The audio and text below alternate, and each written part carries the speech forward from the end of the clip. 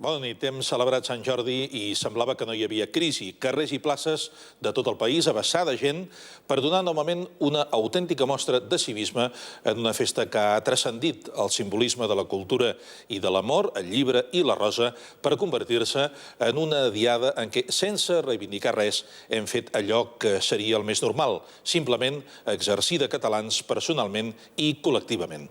Sant Jordi potser ha eclipsat la crisi per unes hores. També ha suposat una treva a l'espectacle que ens ofereix a diari la política, incapaç de tancar assumptes importants que es converteixen en urgents de tant que duren i que quan són urgents se solucionen malament.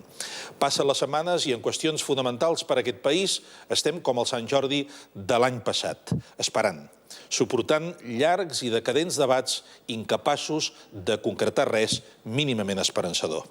Avui ens acompanya un notari que vol donar fe que Catalunya o és estat o no serà res.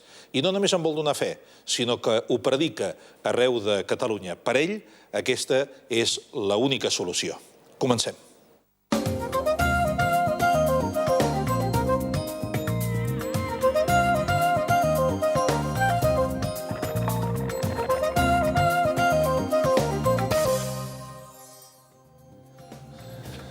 Va passejar el seu sobiranisme per la magistratura de l'Estat mentre va ser vocal del Consell General del Poder Judicial a proposta de Convergència i Unió.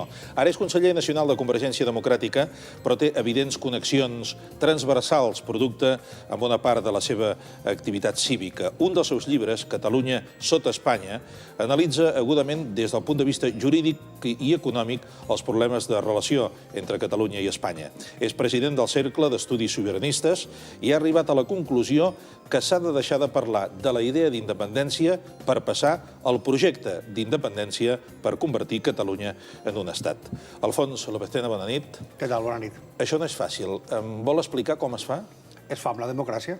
Si la majoria dels ciutadans de Catalunya volen la independència, tindrem la independència. Igual que en el seu moment volien la democràcia i l'autonomia, tenim democràcia i autonomia. Més difícil a la caiguda de la dictadura, després de 40 anys i després d'una guerra civil, que no en una democràcia aconseguir un estat propi, com ho han fet arreu, a Europa, desenes i desenes de pobles i arreu del món. I vostè creu que la majoria social d'aquest país avui la vol, la independència? Això es veurà en el moment de votar.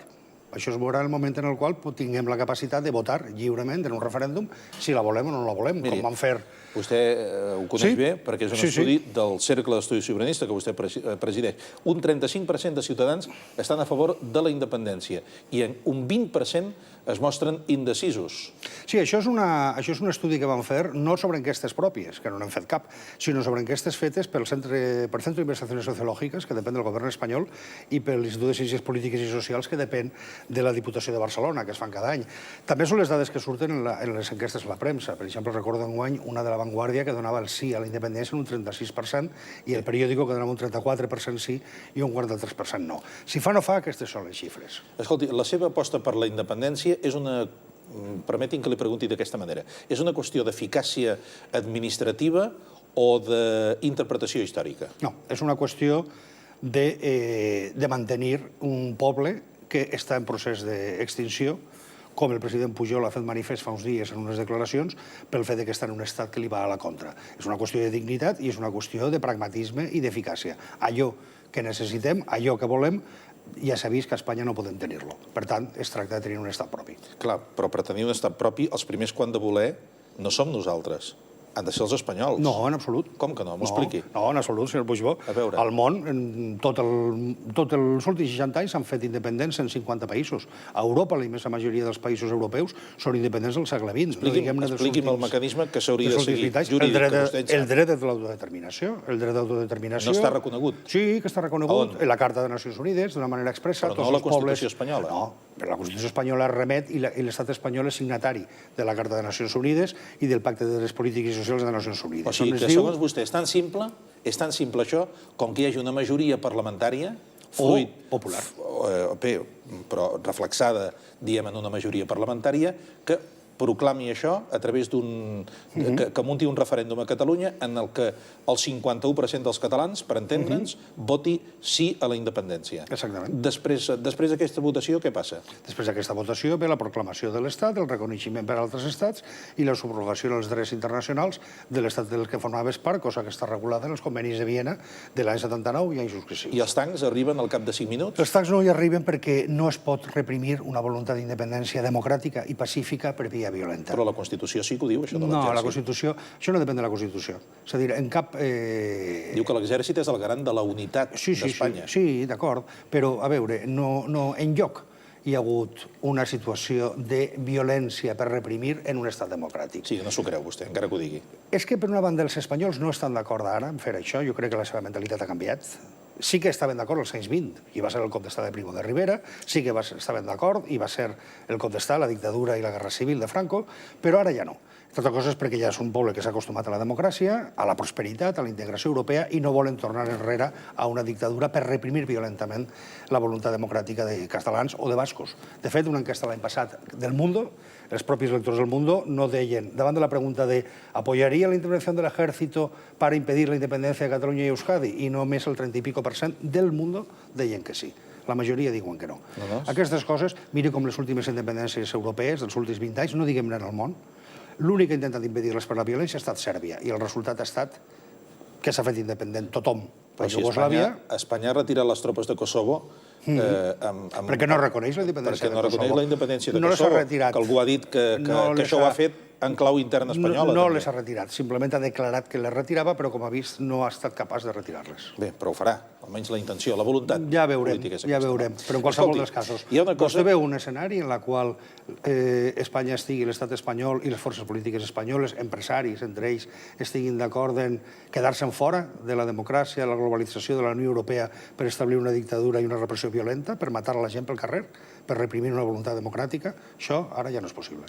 No volen i, a més, no és possible per ells. Senyor López Tena, hi ha una cosa que ningú ha acabat de contestar i m'agradaria avui que per primera vegada vostè ho fes perquè sé que és capaç. Miri, Esquerra Republicana ja a l'època d'Àngel Colom, quan Esquerra posava l'accent sobretot en la independència i poca cosa més, no va explicar com.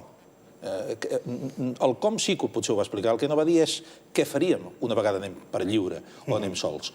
I des de llavors fins avui jo crec que cap dels partits que han defensat la independència, Esquerra Republicana com a emblema, però també agrupacions municipals, etc., les CUP, tampoc ho han explicat, això. A mi m'agradaria que ens ho expliqués. No, i algun altre més. O algun més. Però, per exemple, la pròpia Convergència, que ho recull en les seus resolucions congressuals de l'any passat i que en els seus estatuts diu que el seu objectiu és una Catalunya sobirana. Sí, no, això sí. Això molts ho diuen, que l'objectiu és aquest.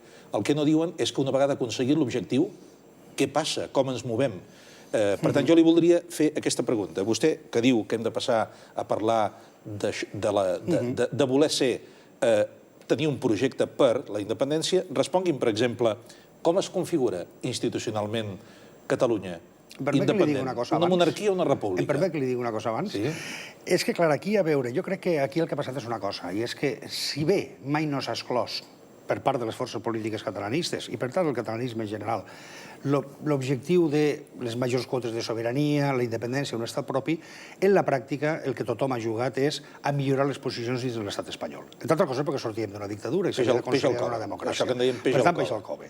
Això ha durat durant molts anys, ha funcionat durant molts anys, a partir del moment que ha deixat de funcionar s'ha intentat arreglar amb un nou estatut, que ara estem veient com fracassa. Fracassa perquè no s'aplica, fracassa perquè el govern espanyol prescindeix absolutament de les pròpies lleis que aprova i fracassa perquè el Tribunal Constitucional, que es nomena, la renarà. Al davant d'això és quan s'obri el procés d'independència. Com que tothom estava en un altre estadi, mai no s'han preocupat justament de dir com ho fem i què volem. Fem-ho ara? Fem-ho ara. Això que li preguntava. Després parlem de l'Estatut, del Tribunal Constitucional i de la Justícia, que vostè ho coneix prou. Sí, ja veig la foto de la façana del Consell del Poder Judicial aquí al darrere. Escolti... Aquí estava el meu despatx, aquí, en aquesta finestra que ara tapa, aquí estava. Contesti'm. Com es configura institucionalment una Catalunya independent? Una democràcia, en primer lloc. A veure, en primer lloc, com es configura? Com vulguem els catalans configurar-la. com la majoria dels catalans decideixen configurar-la, Per tant, com qualsevol altre país. S'entén que preguntarem, o els catalans hauran de decidir si volen una monarquia o una república. Sí. Per entendre's, no? Jo, al meu entendre, aquí depèn d'una cosa. La qüestió institucional, és a dir, tot està al servei d'un projecte d'independència. Per tant, la qüestió institucional, monarquia o república, si és més fàcil assolir una situació d'independència, compartint la monarquia amb els espanyols, jo crec que és la millor opció. De la mateixa manera que han fet les independències de l'imperi britànic, en la qual continuen tenint com a cap d'estat a la reina d'Anglaterra, Canadà o Austràlia o molts països del món. Per què?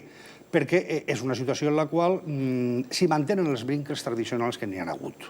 Llavors, si en el cas que els espanyols acceptessin, l'estat espanyol acceptés la independència de Catalunya amb normalitat, llavors podríem tenir el mateix rei i la mateixa dinastia. Veu com em diu si l'estat espanyol acceptés? Sí. Ho veu com al final... No, de cara a continuar amb el seu rei. Amb el seu rei, De cara a que el seu rei fos al mateix temps rei d'Espanya i rei de Catalunya. Perquè en el cas contrari, l'esperit català general no és el d'establir una nova monarquia. Molt bé, jurídicament. Per tant, normalment seria una república. Jurídicament, les lleis. Jurídicament, les lleis les fa el Parlament de Catalunya. La Constitució catalana l'hauria de fer el Parlament de Catalunya i les lleis les fa el Parlament de Catalunya.